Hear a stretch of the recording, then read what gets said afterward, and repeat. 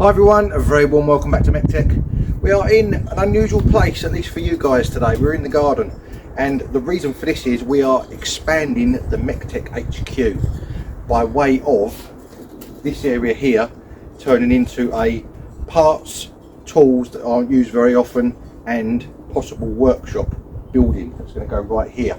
Now I've actually had this, I don't want to call it a shed, but it is a shed effectively, in the garden. I'll show you in a second, for well over a year now. My good mate Dave gave it to me during lockdown. He said, "I'll get rid of a shed, do you want it?" I said, "Yeah, definitely," because this one behind me here has been here since the house was built about 36 years ago, so it is on its last legs now. I've revived it quite a few times, putting a new roof on it, putting new struts on it, everything else, but it is full up with stuff. We need to obviously sort all that out, clear out a load of stuff, and then we can put this bigger 12 by 8 shed down here. There is a bit of groundwork we've got to do first, as you can see. You can probably see down there, there used to be a very small shed on those slabs down there. That's gone, and I've started digging out down here. Now I'll grab the camera and I'll show you exactly what we need to do first of all to obviously get this process on the road, or in the garden I should say. I know this is a bit different to the usual subject on MEC-TEC, but obviously it is to do with the channel as far as me getting that garage sorted out and a lot less stuff and clutter all around me, so I can hopefully work a bit more efficiently and get some better videos and obviously camera shots and whatever else in there. We're going to paint it all, make it lighter, and basically go over the whole thing. So let me grab the camera and I'll show you exactly what we've got to do. Right, okay, this is the area in question, as I just said. I'll just jump down here and show you. This is where our original tiny little shed was, which had all the garden stuff in it. These brackets here is what I made to lift the body off the DeLorean. As you can see, I wrote on them MEC DeLorean lifting system. They actually attached to the same way as I did the 3-wheel van shell, lifted it up on that girder with the 2 chain winches, but obviously I had those bolted to the sides of the body so they wouldn't slide out from under it. Anyway, that's another story. So what we've got to do, you can see if I jump down here, I've got gravel boards with concrete posts which build up the level where that deck is, and I need to do the same basically for one more bay here. So another 6 foot up to this brick here. The garden slopes up, so it's getting towards being flat at this end. So basically what I want to do is, there's 4 gravel boards on that section. I'm only going to need 3 on this section, so I'm going to have 3 6-inch gravel boards. I need to get one more post, dig that into there, and then we'll have 3 gravel boards built up to there, which all the soil can then go back against, to obviously make sure that it doesn't start sliding away against the trees there.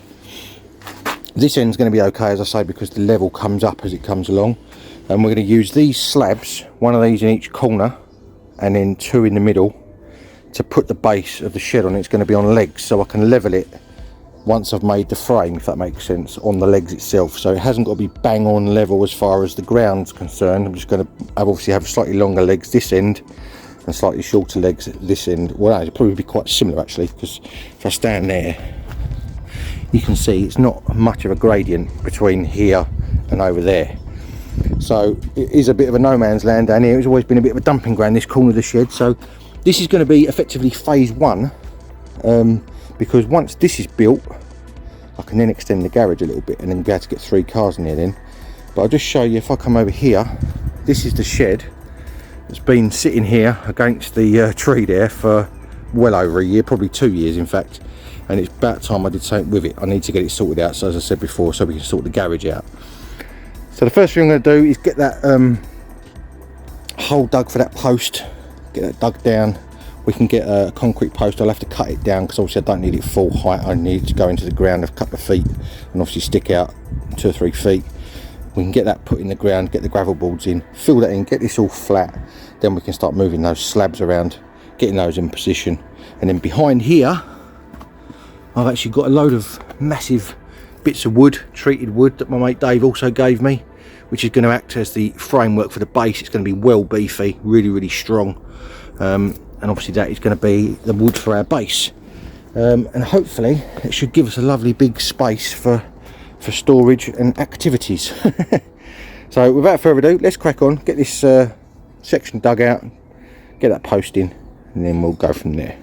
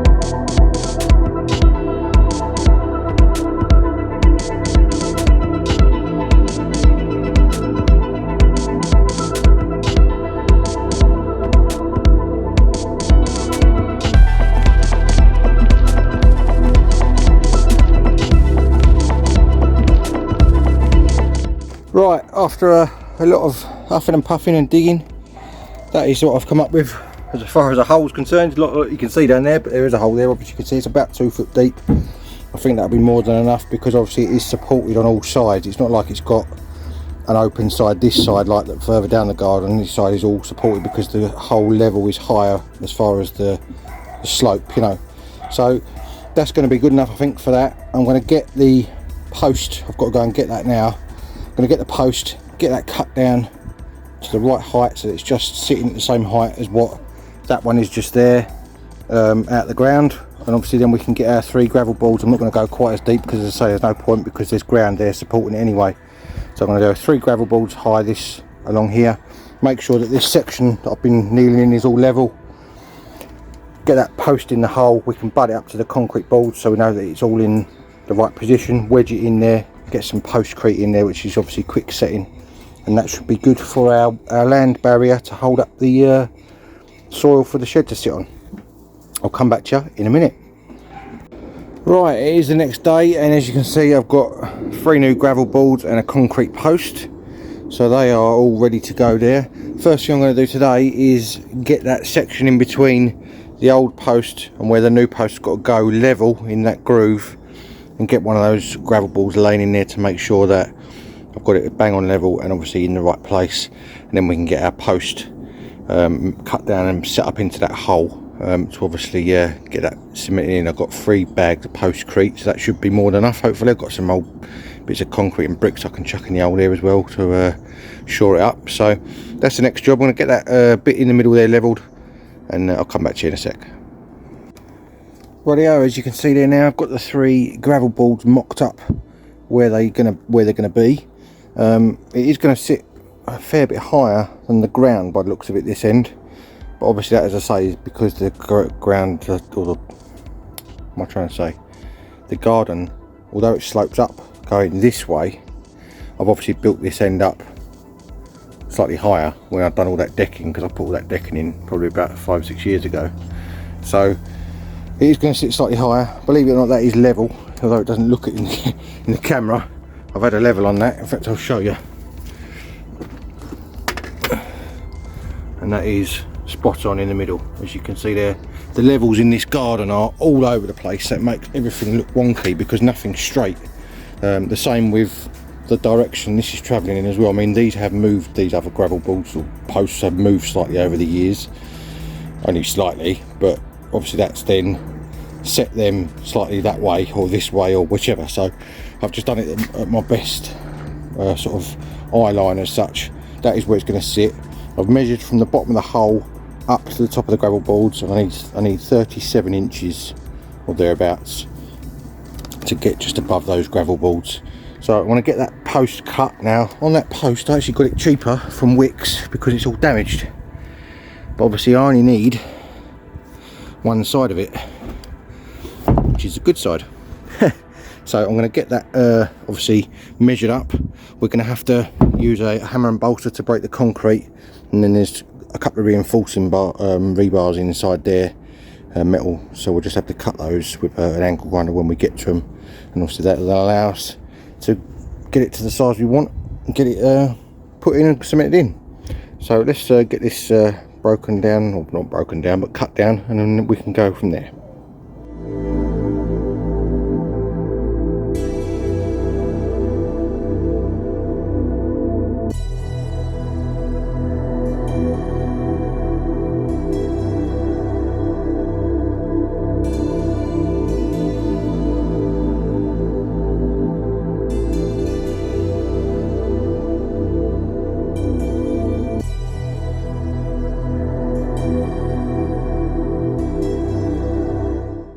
Right, as you would have just seen, that is the post all cut down in the hole. It's pretty much the right height I wanted, pretty much the same as that side. So that is absolutely superb. You would have seen a couple of bits break off the bottom there, but they're going to be right at the bottom of the hole covered in concrete, so that doesn't matter. And yeah, so just got, I'm out of breath, can you tell? I've just got to make sure that that's all level now, obviously all ways, and then I can maybe get a few bricks put around the bottom of it in that hole, or bits of those old bits of concrete, get rid of those, and then get some postcrete in there, get it filled up, and it should be lovely and strong. Supposedly that stuff sets in about 10 minutes apparently, so it should be a fairly quick process of any luck. And then we can get all this backfilled back in again, get rid of this big mound of earth. So it's actually going a lot quicker than I thought it would. I've been putting this job off for ages. It's one of those things, it's always the same. Just get a job done, because otherwise you put it off for ages and ages and ages, and then when you actually come to do it, it always turns out to be a lot easier than what you thought it was going to be. So yeah, that's the way I've always found it anyway. So I'm going to get this levelled up, get a few, as I say, bits of those old bits of concrete in the bottom of that hole there, and obviously then get that postcrete put in there and get it all setting. Lovely jubbly. Right, just show you, I've got 2 house bricks at the very bottom of that hole, wedging that level, and I've got one at the side there which is obviously wedging it against the gravel boards, so that is all level. You have to pour water into the hole according to this is the stuff I'm using, postcrete. Pour water into the hole, I'll just show you the instructions, and then pour the powder in, obviously then level it. I've already levelled it, so basically I'm just going to get some water in that hole, get the powder in there, and let it do its thing. Let's crack on.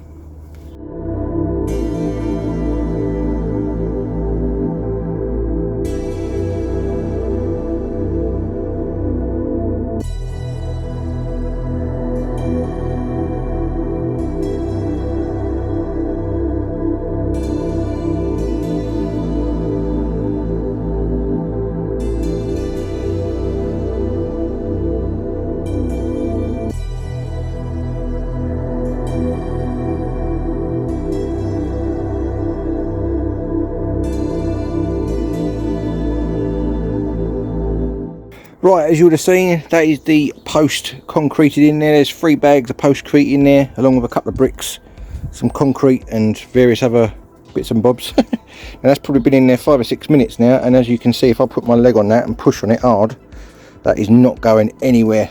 So once that dirt is all back around that is going to be mega strong, and there's not going to be really any stress on this end of it anyway, so that should be absolutely fine.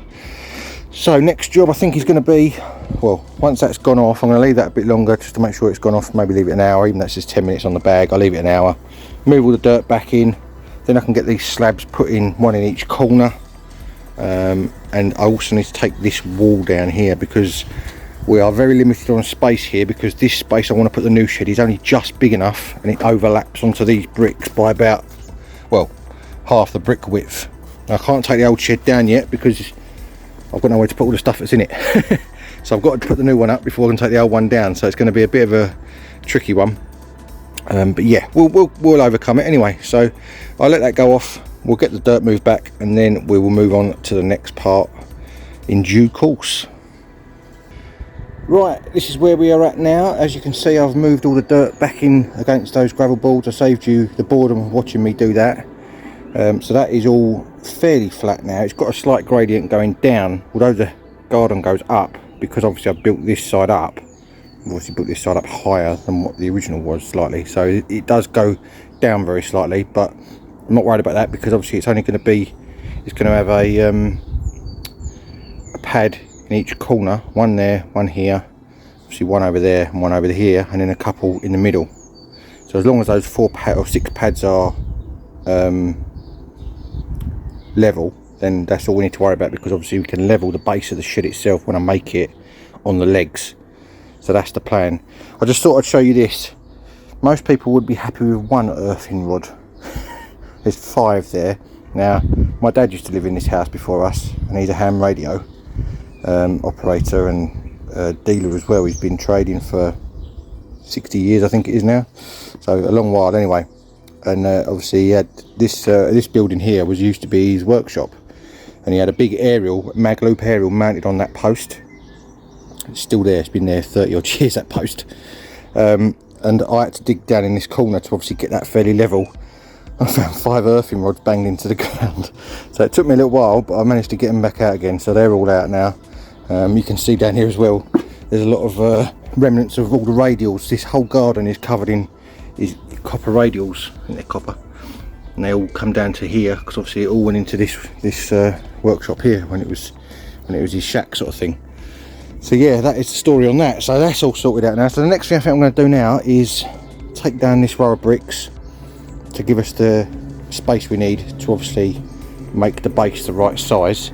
Then once they're out of the way, I can then look at moving these slabs and get those put in where I want to put them and get them level. Let's carry on.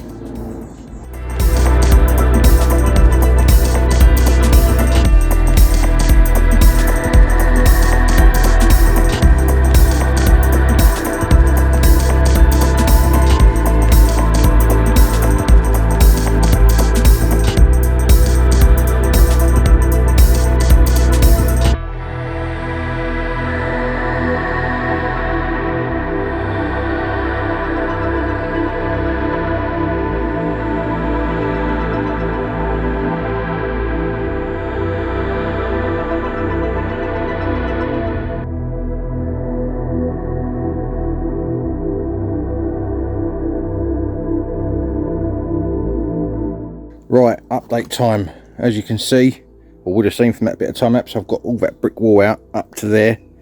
Now that, I don't really go any further than that because I only need to nick the corner off of that, because the shed only actually comes up to excuse me, about here, and then this bit here is going to be extra, which I'm going to build up with a frame and make into a box for the bikes to go into, so the bikes have their own box to go into.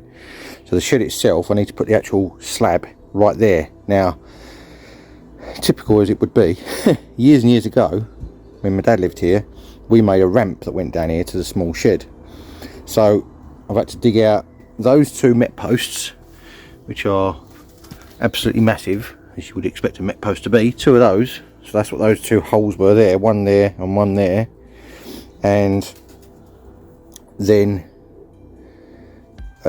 there were those earthing rods up there as well, which were in here for Dad's aerials when he was here, because he's a ham radio. So I had to get all those out, so there's 5 of those there, so they took a bit of getting out as well. So now I'm going to take the slabs up, get those up out of the way. I'll just put them in the corner over there for a minute or whatever, and then I'm going to try and level it from sort of this point here back, just so I've got a bit more material over in this corner so that it's not sloping away, because it's pretty much level there, but I just want to build it up slightly. It's been raining a lot, as you can see, which is why I haven't been out here for a couple of days, and it's all soaking wet, but it's actually compacted all the new earth I've put back in there down nice, so that's really good. So at least I know that's not going to go anywhere now, and it's all sort of not going to sink or anything like that. So next job, as I say, get them slabs up, then we can get leveling and get the slabs put back down in the places they need to be, which is one each corner over here. It's not going to be right in the corner over this side now, it's going to be one there roughly and one there roughly. I'm going to try and sort of overlap them that way slightly, if that makes sense, so I can use one half for my framework for that and one half for the shed to sit on, because they're quite long slabs. If you look at them, there's enough there to get to overlap both frameworks, if that makes sense, because I want to make them in separate entities so that they're their own thing, if that makes sense. So let's get these slabs up, and then I'll come back to you in a bit.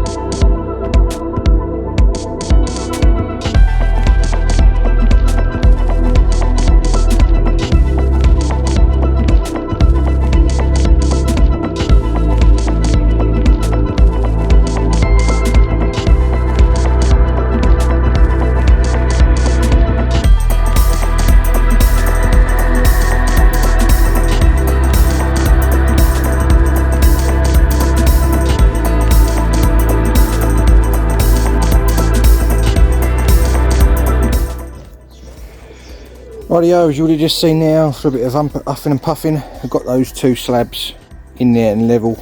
Now, anyone who's building wise is probably thinking you're doing that completely wrong. You should have a concrete base under it, or gravel or something like that. Well, you're probably right, but this is the way I'm doing it. So I've done the deck the same way, and that's been there for the last, I don't know how many years. So it's seems to be working my method as far as what I'm doing, so I'm going to stick with it. So basically I've got these two slabs leveled, virtually leveled. I'm not going to say they're absolutely spot on, but they're pretty close.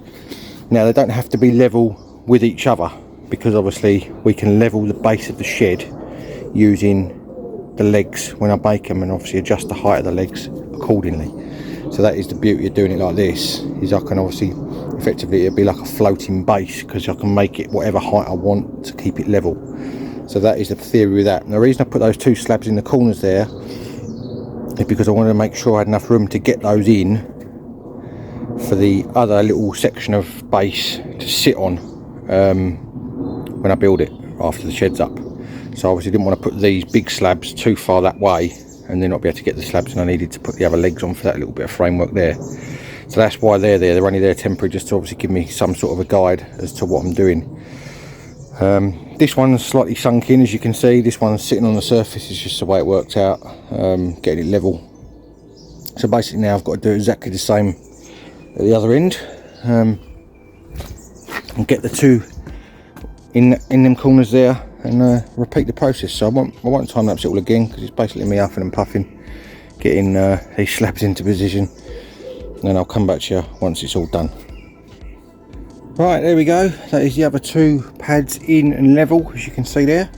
These two took a lot less time, because obviously this is where the original shed sat, the little one we had. So it was pretty level over this side. I just had to take the edges away, because obviously where the slabs weren't right to the edge before, there was like a build up of earth around them. So I've just sort of scraped away the edges, got them all nice and level, so they're all good to go now. So now I don't think I'm gonna, like, look, site foreman's here, look. He's gonna start clawing that mat up, you watch. Oh no, he's just gonna sit there. That's Spencer, our adopted cat. Anyway, I digress. Now I can start getting the wood out from over there and start sort of mocking it up to make up the frame, and see how we get on with that. That's going to be the next step. So I'll get some wood in place in the rough area it's got to be, and then we can see what we're going to do, and as far as how we're going to join it together and stuff like that. Now this post in the middle, the reason I haven't taken that, the reason I haven't taken that out yet, that was actually there from when my dad lived here, and he had a mag loop aerial attached to it, and I wanted to try, and that's daft, but I wanted to try and incorporate it into the frame somehow as far as the fixing is concerned. So I'm going to leave it there for the time being. If I can't use it, then I'll have to try and take it out. But just thought it was a bit of history there that, you know, I didn't really want to get rid of it. It's sad, isn't it? But there we go. Another bit of history, which I need to show you, is when the original shed was put in, or the ramp I should say, I put my initials in the concrete. MEC, and that's 1997. Just about to see that. So I need to try and incorporate that back into any concrete work we might do in the future. So yeah, as you can see, although the garden slopes up, this bit slopes down, as I thought. So it's not a massive problem, as I say, because we're going to level it on the legs on the framework. So hopefully that should all be good. I did a very similar thing with the decking, although I did get the ground slightly more level with the decking, but I had a bigger area to spread it over. So kind of in a restricted area here, being right in the corner of the garden with not a lot to play with. So there we go, let's carry on. Right then, I think that is a good place to stop in this video. I have got all the wood out, and I do need a little bit more. Some of the lengths I've got are not quite long enough to span the width I want to span, so we're going to have to hold fire on building the framework for the minute. Obviously I'll get some more wood ordered, and we can go again and get that sorted out. I'll stand behind me is the new workshop shed, which has been here forever, well, about 2 years I think. So that is hopefully going to be going into place very soon in the near future. Yeah, hope you enjoyed this video. It is a bit different to the normal content, I know, but because it's kind of channel related, and it means that hopefully I'll get a little bit more workshop space. It also means I can make that garage just a little bit longer so we can get an extra car in there. Hopefully that will improve things even more. So if you do like what you see, make sure you do 4 things for me: like, subscribe, share, and hit the notification bell. It's all free, it costs you nothing. It really helps me out on the channel, so if you can do that for me, I would really appreciate it. Remember, I have got Instagram, MEC_TEC1985, and I have got Facebook, MEC-TEC, for little sneak peeks during the week of what I'm up to. And all there's left for me to say is thank you very much for watching. And I can't say if you want to join me for more automotive adventures in this episode, because it's not anything really car related. So if you want to join me for more carpentry capers, is what I'm going to say. In the next episode, we're going to be putting the base in, all the joists and everything else. Then make sure you tune in again next time. Cheers, guys.